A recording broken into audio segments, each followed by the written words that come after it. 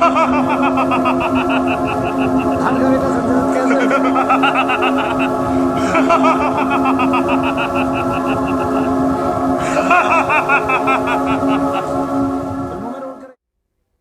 दोस्तों, भूत प्रेतों की कहानियाँ तो आपने बहुत सुनी होंगी और आपके दिलो दिमाग में बहुत से प्रश्न भी उठे होंगे। क्या ये घटनाएं सत्य हैं? आज आपके इन्हीं सवालों का जवाब लेकर आया है आपका अपना चैनल हाथों हाथ न्यूज चैनल। तो आइए आज आपको ले चलते हैं नजफगढ़ के शनि धाम में, जहां मनु भैया दुखियों के दुखों का निवारण करते हैं। जय शनिदेव भक्तों, मनु भैया जी का प्रणाम स्वीकार करें। मैं भगवान शनिदेव महाराज की तरफ से और स्वयं अपनी तरफ से आप सबको प्रणाम करता हूं। भगवान शनिदेव महाराज आपके जीवन में अच्छे में आए, आपको अपना आशीष प्रदान करें और सदैव आपकी रक्षा करें, सदैव आपकी सुरक्षा करें। जय शनिदेव। जैसे कि आप सब देखेंगे, आज हम नजफगढ़ में आए हैं मनु भैया जी के आश्रम में। मनु भैया जी हमारे साथ बैठे हैं और हम मनु भैया जी से पूछना चाहते हैं कि जैसे कि भैया भूत प्रेत होता है, लोग कहीं मानते हैं कहीं नहीं मानते, कईयों को इसका एहसास होता है कईयों को नहीं होता, उनमें होती है दिक्कत होती है। तो इस चीज़ का कैसे आप उनको बताएंगे कि क्या होता है, इसका सारा कुछ विस्तार कैसे हाँ करेंगे? खैर, आप आए इसके लिए धन्यवाद। फिर मैं ये विषय जो है बहुत ही गंभीर है, इसको आज के युग में बहुत सारे लोग मानते हैं, बहुत सारे लोग ढोंग और ढकोसला बोलते हैं।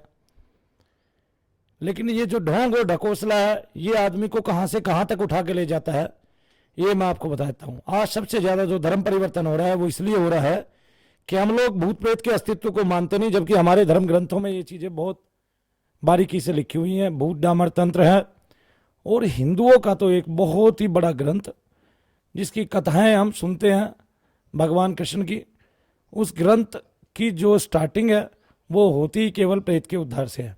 इसके अलावा भारत में पहले से ही बहुत सारे पितृ मुक्ति के, प्रेत मुक्ति के बहुत सारे तीर्थ हैं। इसके अलावा बालाजी महाराज के जब दर्शनार्थ लोग जाते हैं और सारंगपुर हनुमान जी के यहाँ जाते हैं तो वो सारा वहाँ पे वो देखते हैं कि भूत प्रेत का ही काम होता है। इसके अलावा सजाड़ा धाम आज दुनिया में एक बहुत बड़ा नाम कमा चुका है। वहाँ पे जो भारती जी महाराज हैं वो प्रेतों की बहुत अच्छे तरीके से मुक्ति कराते हैं। मैं वहाँ पे गया हूँ, हमें वहाँ का सब कुछ ज्ञात है कि वो कैसे मुक्ति कराते हैं।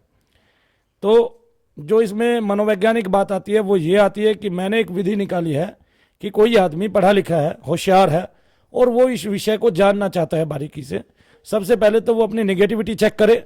नेगेटिविटी कैसे चेक होगी मैं ये बताता हूँ। वो इलायची ले, लौंग ले या कपूर ले या फिर 2 नींबू ही ले मुट्ठियों में, यहाँ तक कि आलू भी लेगा तो चलेगा। ये मनु भैया जी का वादा है। आपने क्या करना है इन सारी चीज़ों को लेके, लेकिन जो आध्यात्मिक चीज़ें हैं, जो तंत्रोक्त में यूज चीज़ें हैं, अगर आप वो चीज़ें लोगे तो बहुत जल्दी प्रेत खिंच के आएगा। और अगर आपके शरीर में नेगेटिविटी है तो आप मुट्ठियों में उसके लेके मानसिक जप करें ओम नमः शिवाय ओम का। 5 मिनट जप करेंगे, आपको कुछ भी होगा, आपका सर भारी होने लगेगा, कंधे भारी होने लगेंगे। और अगर आपने 1 घंटे जप किया तो मैं ये कहता हूँ सारी चीज़ें आपकी मुट्ठियों में होंगी। उसके बाद आप उसको जलाएंगे तो हर बार जब ऐसे 20-30 बार करेंगे, हर बार कुछ ना कुछ कण उसका जो निगेटिविटी है वो कटेगा। ये प्रधान रूप से एक बिंदी के रूप में रहती है, मलिनता उसमें होती है, तो इसलिए उसका स्वरूप जो है वो काला हो जाता है। जब उसका स्वरूप काला हो जाता है तो हम क्या करते हैं, वो शरीर के अंदर आँख से, नाक से, मुख से बहुत सारी चीज़ें बहुत ताकतवर होती है, सीधी छाती से, कमर से घुस जाती हैं, पेशाब के रास्ते, टॉयलेट के रास्ते आपके शरीर में प्रविष्ट हो जाती हैं। इस तरह से वो आपके शरीर में लंबे समय तक, दीर्घ काल तक रहते रहते आपके शरीर को अपना शरीर बना लेती है। सेम यही स्थिति आत्मा की होती है। जो आपके सर का बाल है उसका 10,000वां जो हिस्सा है, उतना महीन बाल का जो अग्रभाग है उसका 10,000वां हिस्सा, इतना महीन आत्म तत्व होता है। और उसमें जो है विस्फोट रूप में चमक होती है, तेज होती है, जैसे सूर्य का तेज होता है। लेकिन ये तेज कभी भी हमें खलता नहीं है। ये बहुत सौम्य होता है, सॉफ्ट होता है और देखने से ही बहुत आनंदित करता है। आप कभी अपने तेज को देख पाओगे तो आप आनंदित होगे। प्रेत की जो ये अवस्था है, मनु भैया इसको, यानी कि हम इसको छोटा करते हैं वापस। ये जब फैल जाता है, इसका विस्तार हो जाता है शरीर में रहते रहते, तो ये आपके हाथों में हाथ जोड़ लेता है, पैरों से पैर जोड़ लेता है। जैसे आपका आत्म तत्व पूरे शरीर का संचालन करता है, उस प्रकार से ये भी आपके शरीर का संचालन करने लगता है। हम वापस इसको छोटा करते हैं, उसके बाद से आपका शरीर जो है वो प्रफुल्लित हो जाता है। वास्तव में नेगेटिविटी रिमूव होती है। अब इसमें बहुत सारे प्रकार हैं, बहुत सारी चीज़ें हैं। भारतीय विद्या में तो, हमारी विद्या में तो इसमें भूत प्रेत यक्ष किन्नर विद्याधर चुड़ैलें डाकनी शाकनी पिशाच बेताल ये सब लिखा हुआ है। तो ये सब लिखा हुआ है और ये सब सत्य है, असत्य इसमें कुछ भी नहीं है। पहली बात तो मैंने एक विधि बता दी है, अगर कोई चाहता है कि अपनी नेगेटिविटी चेक करे तो उससे नेगेटिविटी चेक करे। आज तक तकरीबन 22 लाख लोग हमारी इस विधि से नेगेटिविटी भारत में चेक कर चुके हैं और तभी लोग हमें मानते भी हैं और जानते भी हैं कि मनु भैया का जो कार्य है वो केवल सत्य पे आधारित है। ये विधि हमने बनाई इसके बाद, जब हम प्रक्रिया में पहले हम नींबू काटते थे, उसके बाद से अब हम गोला आदि की जो क्रिया करते हैं वो करते हैं। इसके अलावा जब लॉकडाउन था तो हमने लोगों की क्रिया की, तो उसमें गायों को भी हमने चारा दिया भोग के रूप में भगवान को, वो वहां से ग्रहण हुआ और लोग ठीक हुए पहले से अधिक मात्रा में। तो इस प्रकार से लोग ठीक होते जाते हैं, लोग ही लोगों को भेजते हैं और गणक रूप में हमारी प्रसिद्धि बढ़ती जाती है। कुछ लोग हैं जो इसका विरोध भी करते हैं, कुछ लोग हैं जो मार्केट में अपना नाम करने के लिए हमारा विरोध करेंगे, लेकिन ऐसा है नहीं कि वो हमारा विरोध ज़्यादा लंबे समय तक कर पाएंगे। लेकिन जहाँ सत्य होता है वहाँ तो कार्य होता है। मैं आजकल वीडियो देखता हूँ बहुत सारे लोगों की, आदमी के शरीर के अंदर कुछ होता है, उसके शरीर के अंदर आदमी प्रेत होता है और वो उसको कभी मरघट काली के रूप में कभी मशान काली के रूप में प्रकट करते हैं। तो अघोरियों की भी जो है ना, उन लोगों ने ऐसी तैसी करके रखी है जिनकी वो पूजा करते हैं अघोरी लोग, और सारे जन्म भर पूजा करके बड़ी शक्ति जो है ना अपने अंदर प्रसारित करते हैं और लोगों को करामाते दिखाते हैं। उनको भी फैल कर दिया है लोगों ने, मरघट काली आदि को भी, शमशान काली आदि को ये कह के कि हमने उनको मार दिया, हमने उनको जला दिया, हमने उनका भस्म कर दिया, हमने उनका संहार कर दिया। ये माता के विभिन्न रूप है और कभी ऐसा होता नहीं है। दूसरा आप कुछ पूछना चाहते थे? मैं एक चीज़ आपसे और पूछना चाहता हूँ, जैसे आपने जैसे बताया कि ये चीज़ें होती हैं, सब कुछ इसका बताया, अब इसमें कोई एज लिमिट भी होती है? जैसे छोटा बच्चा है या किस एज से, मतलब कि जैसे न्यू बोर्न बेबी है, लोग कई बार कहते हैं कि बच्चों को माँ से आ जाता है, या जैसे किसी के फादर एक्सपायर हो जाए तो वो उसके बच्चे पे आ जाता है, वो चीज़ें।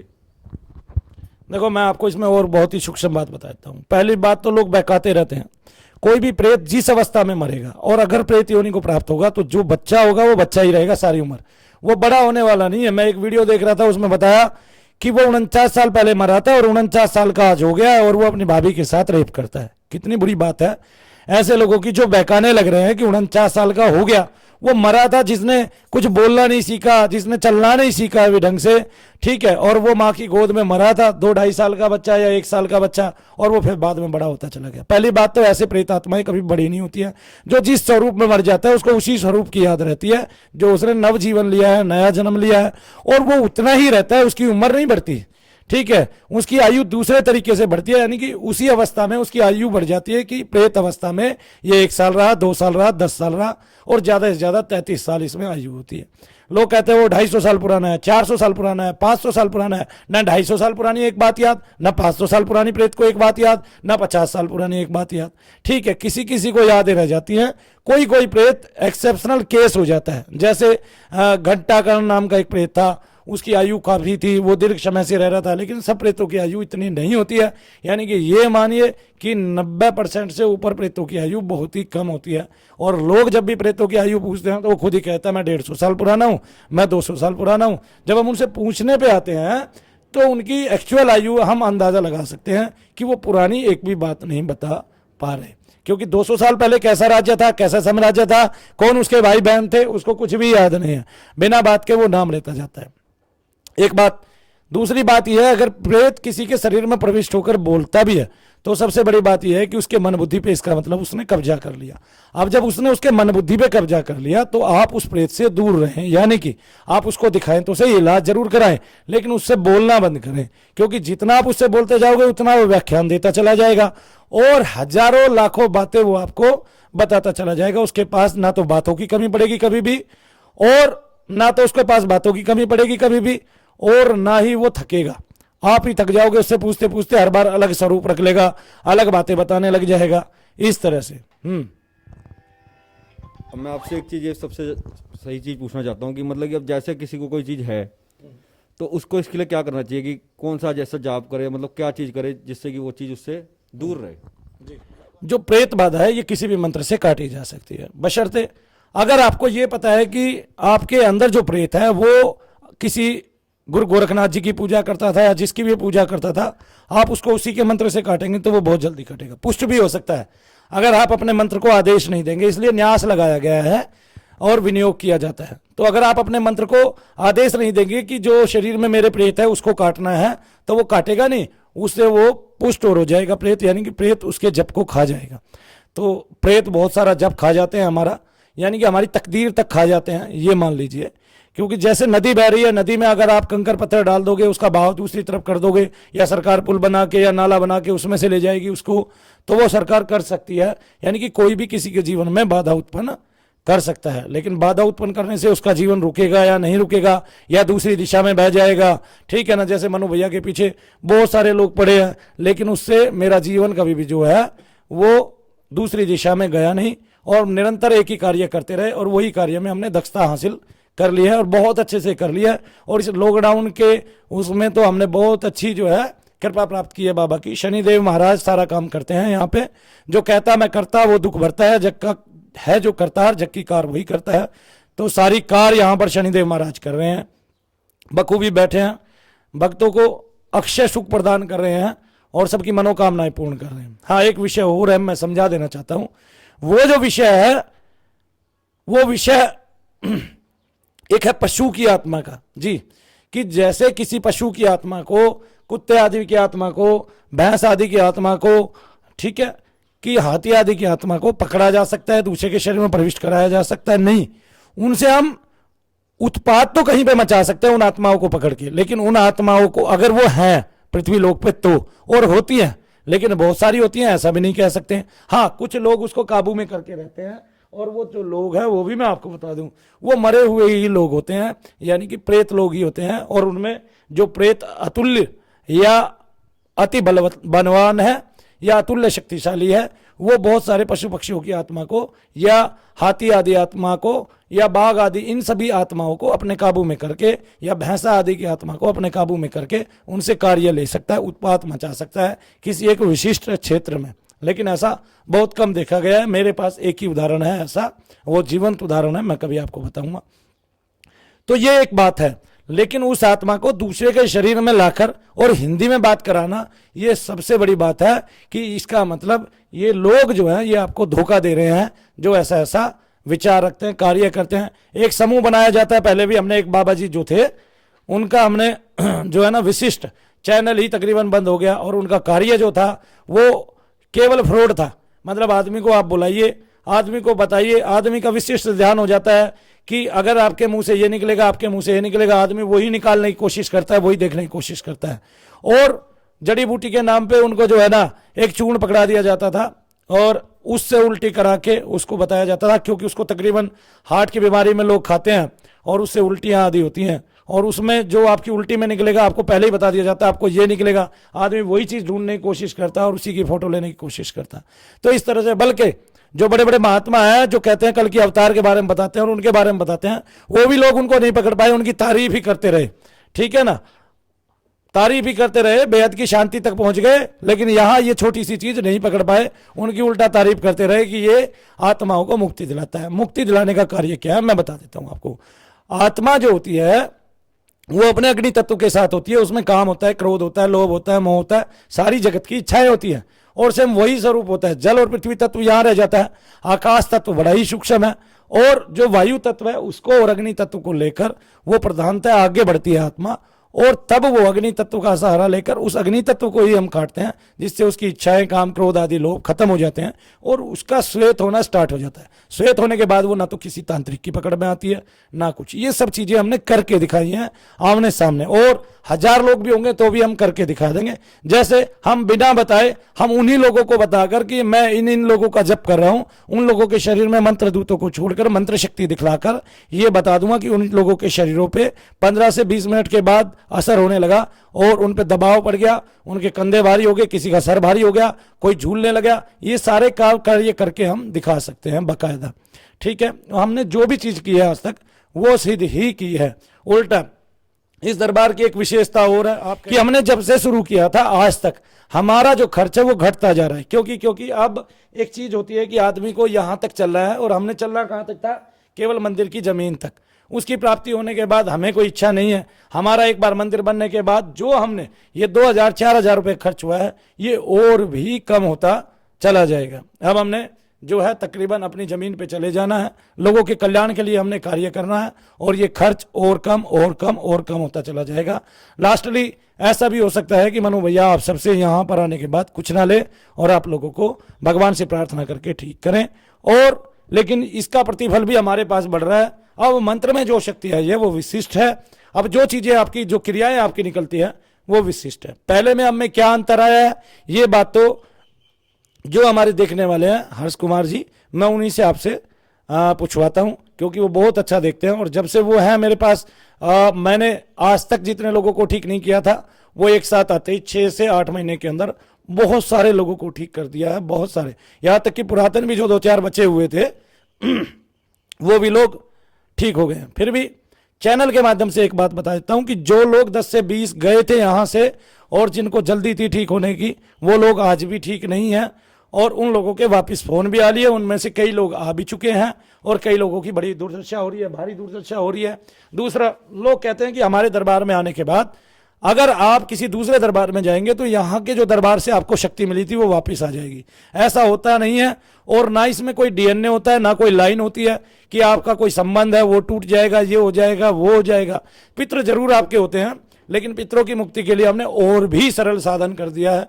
आप एक बार आए, अपने परिवार में जितने भी लोग गए हुए हैं उनको हमने मुक्त नहीं करना, उनकी जो अग्नि तत्व है उसको खत्म करना है, समाप्त करना है। जितने भी लोग गए हुए हैं वो हमें नाम दे, उसके बाद उनमें से कोई भी देखने में नहीं पाएगा। ऐसा हमने करके दिखाया है बाकायदा कि उनमें से उसके बाद ना तो आपको घर में दिखाई देगा, ना कहीं दिखाई देगा, ना सुनाई देगा। हाँ, अच्छे में कहीं भी आएगा, आपके बुरे में कहीं भी नहीं आएगा, यानी कि मलिन नहीं रहेगा। और जिस तरह से खेलना खिलाना है ये हमें बिल्कुल पसंद नहीं है। ये भी हम तकरीबन ये चाहते हैं कि एक ही दिन में बंद हो जाए, 2 दिन में और 3 दिन में। और मैं बताता हूं केवल 10% लोग ऐसे होते हैं भूत प्रेत वाले भी जिनके सर हिलते हैं और जिनका सर भारी होता है, इसके अलावा कुछ नहीं होता। जी हर्ष जी, आप बताएं जरा कि अब हमारी विधि क्या है और पहले क्या थी और अब हमने इसमें कहां तक उन्नति की है। सबसे पहले तो जय शनिदेव सबको।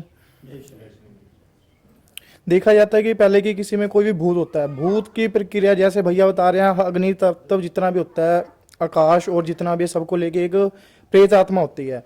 प्रेत आत्मा क्या है, एक जैसे शरीर में से कभी किसी की मृत्यु हो जाती है, वो शरीर से निकल जाता है, तो तांत्रिक लोग क्या करते हैं उसको पकड़ लेते हैं, पकड़ के क्या करते हैं अपने पास रखते हैं।